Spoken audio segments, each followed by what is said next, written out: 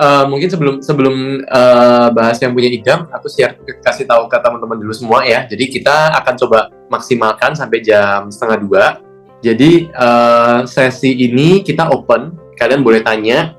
Belum upgrade report nggak apa-apa, silakan pakai report yang kalian bisa dapat. Cuman bedanya adalah kalau yang reportnya sudah di-upgrade, lebih banyak yang bisa dibahas. Ya, nanti kalau misalnya setelah sesi ini pengen buka ke report lengkap, silakan upgrade, nanti tinggal daftar sesi berikutnya. Dan kita di sini sifatnya saya akan bantu diskusi, jadi teman-teman juga saya minta partisipasinya untuk silakan kasih pendapat, silakan tanya juga ya. Nanti yang mau tanya bisa raise hand, nanti Ayu bantu cek siapa yang raise hand ya. Oke, Idam, silakan. Apa kegalauanmu? Iya, kalau gimana ya, bukan galau sih sebenarnya, lebih kayak nanya-nanya aja gitu. Kayak kurangnya sebenarnya di mana sih gitu. Kayak apa ya yang kurang tuh apa buat jadi HRD itu, terus kualifikasi kayak gimana gitu. Terus apa yang harus disiapin kalau misalnya soft skill apa yang harus disiapin sebelum kita jadi HRD kayak gitu, Kak. Oke, kamu sendiri rencana mau ngambil HRD yang spesifiknya apa? HRD kan macam-macam ya? Iya sih, iya macam-macam. Sebenarnya sih saya lebih prefer ke ini sih, ke generalis kan. Karena ya kalau misalnya setahu saya ya, kalau yang bagian payroll atau bagian kayak rekrutmen kayak gitu, itu dulu lebih prefer yang jurusannya dari entah dari akuntan atau dari psikolog atau mungkin dari kayak legal gitu, Kak. Oke, generalis ya. Oke, coba lihat hasilnya. Oke, ini dapat diterima ya. Oke, halaman berikutnya. Kalau yang di halaman ini informasinya bisa Idam nanti baca. Jadi dan isinya di halaman ini sebenarnya menjelaskan apa yang ada di halaman-halaman berikutnya. Ya, buat teman-teman, ini yang sedang dibahas, yang di-share oleh Kak Idam ini report yang jenisnya untuk cek kesesuaian sikap kita ya. Sekali lagi, kita nggak bicara tentang kalian tuh sepintar apa, kita nggak bicara pengalaman kalian, tapi yang kita lihat benar-benar hanya dari sisi secara sikap, secara perilaku kalian cocok apa enggak. Karena setiap jenis pekerjaan itu butuh sikap dan perilakunya sendiri-sendiri ya. Jadi biar nggak bingung, ini yang lagi dibahas report yang bahasnya tentang HRD. Nanti ada yang saya lihat, ada yang ngomongnya keuangan, ada yang bagian marketing, atau kalau misalnya ada yang masih bingung ke mau arah karir yang mana, bisa pertimbangkan nanti bisa pertimbangkan nanti report yang sifatnya karir guide. Tanpa kalian harus tes ulang. Ya, jadi tinggal upgrade ke report yang memang tujuannya untuk melihat arahan karir apa sih yang sebenarnya perlu bisa kalian pertimbangkan. Ya. Oke, next halaman berikutnya Idam. Oke. Unsur kompetensi cukup. Untuk jadi seorang HRD, apapun jenisnya, kita melihat ada 3 hal yang penting, 3 sikap yang penting. Yang pertama tentang kesadaran diri. Kalian tuh sadar nggak dengan kelebihan dan kekurangan kalian sendiri? Ya, bisa melihat kelebihan dan kekurangan sendiri nggak? Yang pertama. Kedua, menghargai orang lain apa enggak? Ketiga, dorongannya untuk mau membimbing orang lain untuk berkembang itu seberapa besar? Ya. Nah, di sini bisa dibilang untuk Idam 3 kompetensi utamanya ini tuh cukupan. Cukupan artinya apa? Ya, bukan yang kuat sekali, tapi bukan yang lemah sekali, atau bisa dibilang ini situasional. Idam kadang bisa mengenali kelebihan kekuatan diri, ya. Kadang tuh kayak nggak peka juga dengan diri sendiri. Ya. Iya lagi bener. Ya, ini masih ada sisi nggak konsisten. Menghargai orang lainnya juga nggak konsisten. Kadang bisa menghargai orang lain, kadang bisa nggak menghargai orang lain. Beda kalau nanti teman-teman yang nilainya munculnya baik atau baik sekali, atau kurang atau agak kurang. Kalau munculnya menghargai orang lainnya baik atau baik sekali, artinya hampir setiap kesempatan tuh konsisten menghargai orang lain. Kalau munculnya kurang atau agak kurang, artinya hampir konsisten kurang menghargai orang lain. Dari Idam, dorongannya untuk mau membimbing orang lain itu juga gak konsisten. Kadang ada yang kamu bisa mau bimbing, kadang ada yang kamu malas, bodo amat. Mau jatuh ya jatuh, biarin aja lah. Ya. Jadi kalau tadi kamu tanya, sebagai HR generalis, apa yang perlu kamu tingkatin? Ya pertama, 3 ini perlu kamu tingkatin dulu. Kamu perlu lebih konsisten, memang ya mau bimbing orang lain. Hargai orang lain juga.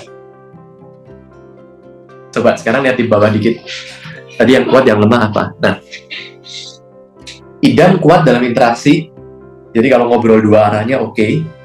Komunikasi juga oke. Dalam artian penyusunan kata untuk ngobrol itu bagus. Tapi tertata, interaksi dua arah. Jadi kalau ngobrol tuh bukan cuma sekedar ditanya apa, jawab apa, udah titik. Idam bisa nimpalin, nanya balik. Bisa ada dua arah komunikasi, dan Idam terlihat sikap negosiasinya juga ada. Sekali lagi ya teman-teman ya, masalah ini pintar negosiasi apa enggak, teknik negosiasi yang ngerti apa enggak, kita nggak bicara itu. Teknik negosiasi bisa dipelajarin, kayak gestur orang nggak mau negosiasi gimana ya, terus misalnya pas orangnya lagi ngomong seperti ini tuh artinya apa, itu teknik. Tapi karena Idam punya sikap negosiatornya yang terlihat kuat, tapi belum pernah terlatih, kalau kamu sering meningkatkan atau sering belajar teknik negosiasi, itu akan mempercepat technical skill negosiasi kamu. Karena kamu sudah punya bibitnya. Ya, jadi kamu lebih banyak belajar trik-trik negosiasi gimana sih, timingnya gimana, ngatur omongan gimana, kamu sudah punya bibitnya. Ya, tinggal dipertajam.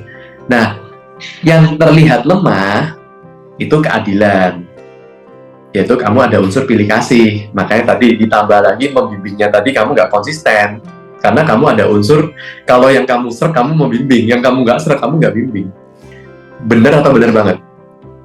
Ya, bener sih. Bener aja ya, bukan bener banget. Bener aja sih, nggak bener banget ya.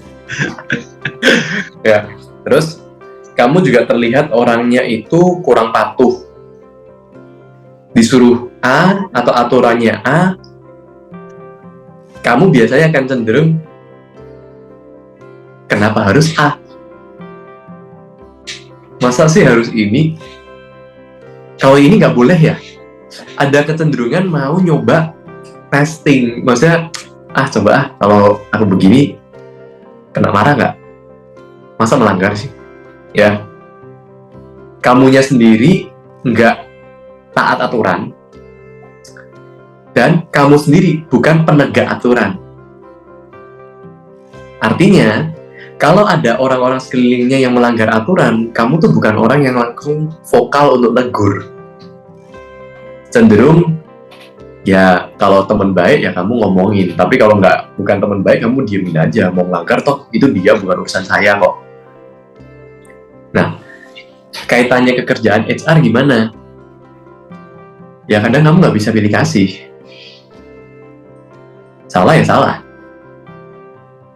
Kalau misalnya temen sendiri ngelanggar ya jangan karena itu temen, atau jangan karena orang ini baik sama kamu, akhirnya aduh dia ini baik sih, udahlah tutup mata, nggak usah ditegur deh, nggak usah dikasih SP deh, nggak usah dikasih hukuman. Kamu bisa melakukan itu, kenapa? Kamu sendiri nggak patuh. Dalam artian peraturan perusahaan sudah bilang nanti kalau ini salah ya harus dikasih peringatan. Peringatan sudah dikasih tapi tetap melanggar, dikasih surat SP misalnya. Kamu belum tentu akan lakukan itu. Karena kamu modelnya bukan penegak aturan. Jadi kayak kalau misalnya ada yang langgar mending diomongin deh baik-baik. Ini semua bisa dua sisi. Kalau kerjaan kamu nanti, HR nih buat teman-teman juga dengerin ya.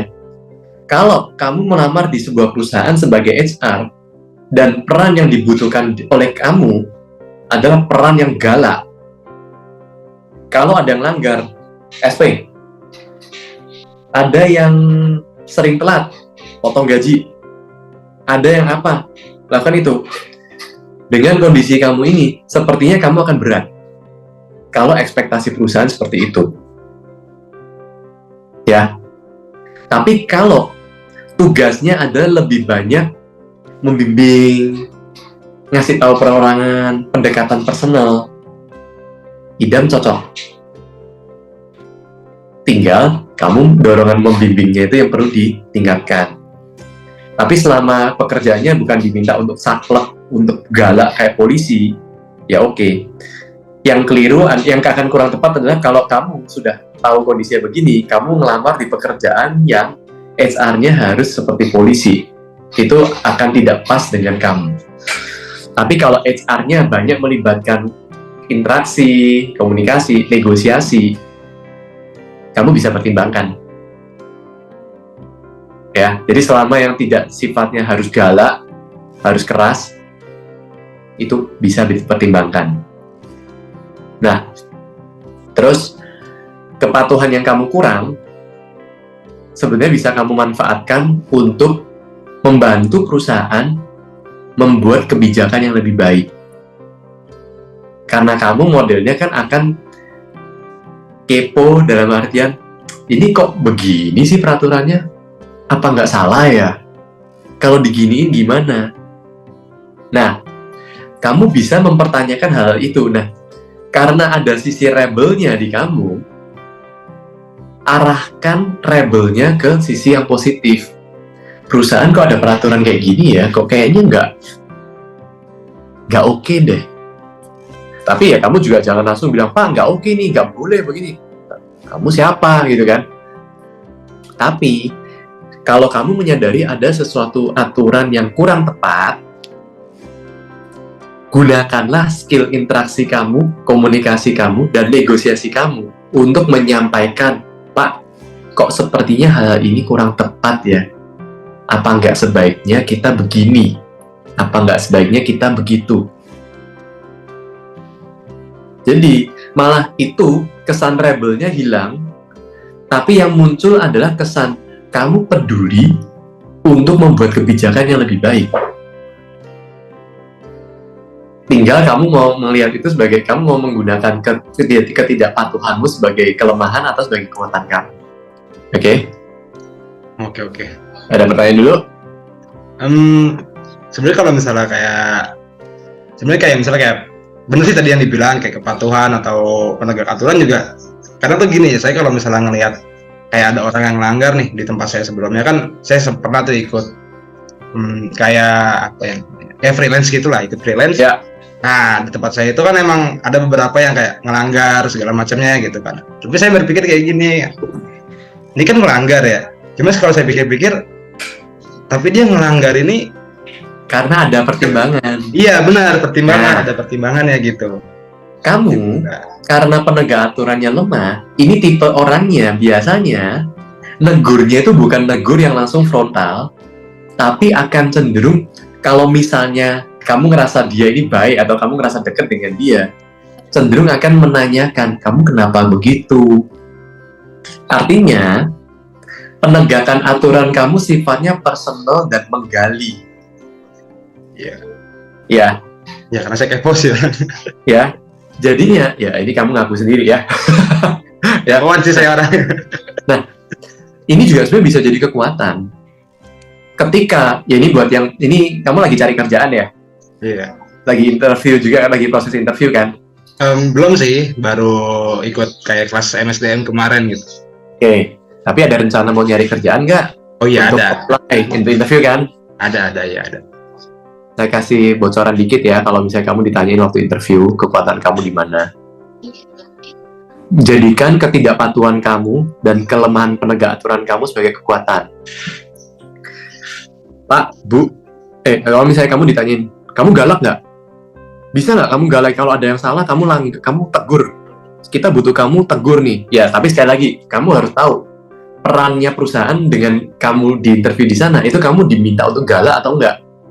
Karena kalau memang diminta untuk galak, yang pasti kamu harus tahu kelemahan kamu di situ. Kamu bukan orang galak. Tapi cobalah negosiasi dengan ceritakan kelemahan jadi kekuatan. Pak, Bu, saya orangnya nggak galak.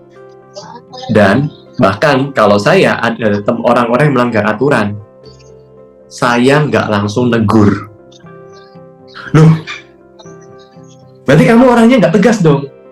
Berarti kamu orangnya kalau bisa ada aturan, kamu bukan orang yang menegakkan peraturan ya. Gitu. Sebentar Pak, Bu.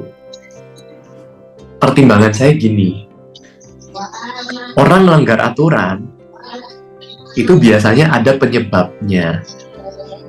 Nah, saya nggak langsung negur. Kenapa? Saya mending menggali, nanya, kenapa sih kamu begitu?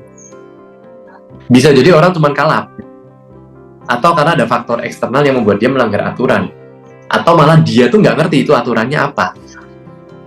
Nah, kalau seperti itu apa fair kalau saya langsung tanpa menggali informasi, saya langsung marah dan saya langsung tegur, saya langsung kasih peringatan? Sepertinya kok kurang fair ya. Tapi kalau sudah ditegur beberapa kali, tetap aja bandel ya, baru saya ada dasar, saya harus keluarin teguran. Kelihatan bedanya nggak ketika kamu di interview, kamu jawabnya seperti itu daripada kamu waktu dibilang, kamu berarti nggak galak dong? Iya, kelihatan. Bedanya di mana? Ada pertanyaan di bagian ini sebelum kita ke halaman berikutnya?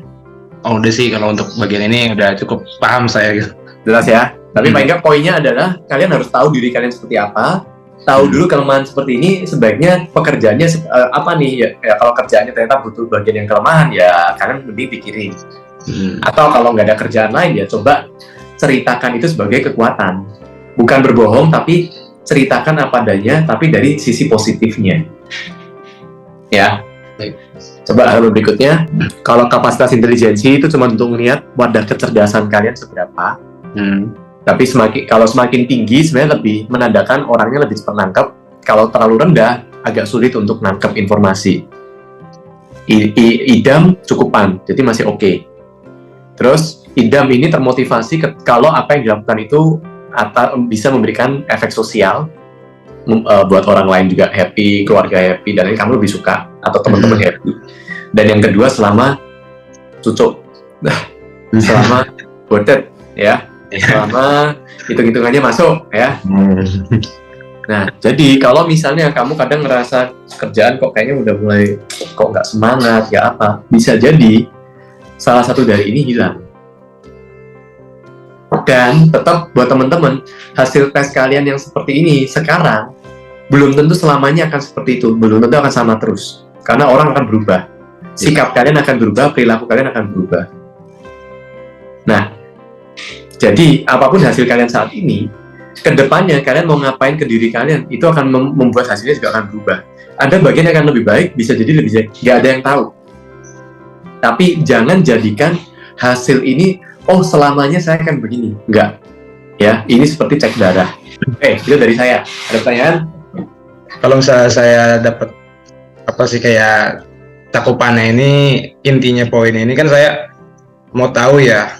Kompetensi saya sih sempat bingung yang tadi awal saya baca kan, karena belum diterangin ya kayak kompetensi yang terlihat lemah tuh maksudnya keadilan tuh gimana, terus kepatuhan tuh kayak gimana, terus penegak aturannya kayak gimana. Jadi saya lebih dapat insight sih buat nanti kalau misalnya mau interview atau nanti mau nangani suatu masalah, atau nanti kayak ada beberapa hal yang mungkin ada kaitannya sama yang kayak gini, yang mungkin ini kan sementara ya, cuman kan kayak ini jadi kayak dasar patokan saya gitu buat nanti ke depannya, meskipun nanti ini akan berubah. Seperti itu sih Kak.